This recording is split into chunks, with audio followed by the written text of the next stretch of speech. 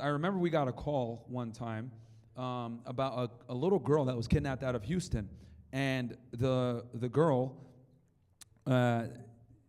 basically they had said that the person that kidnapped her was trying to bring her to Laredo, and Houston's about 5 hours west of Laredo, and they were saying that this guy was trying to get her into Mexico. Apparently she met him in a chat room or something like that. He met her at her house, picked her up. Her parents didn't know where she was, but they looked back at the logs and they figured out who it was, etc.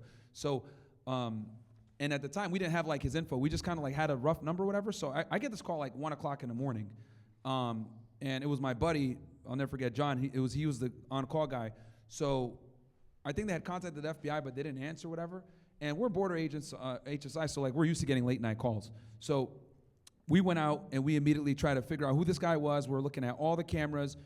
I remember being up all night, man, trying to like figure out where this little girl was.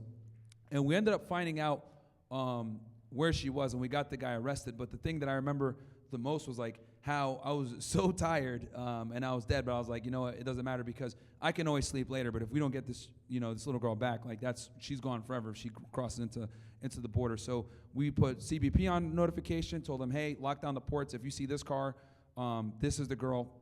This is the guy who we think is the suspect.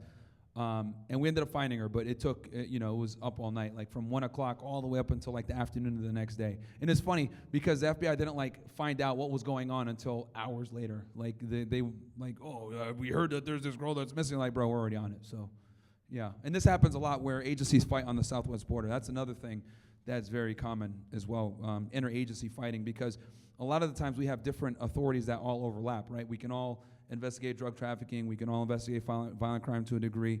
So there's a lot of competition on the southwest border too, because DEA, FBI, HSI, ATF, all the agencies have a pretty strong representation on the southwest border because of how busy it is.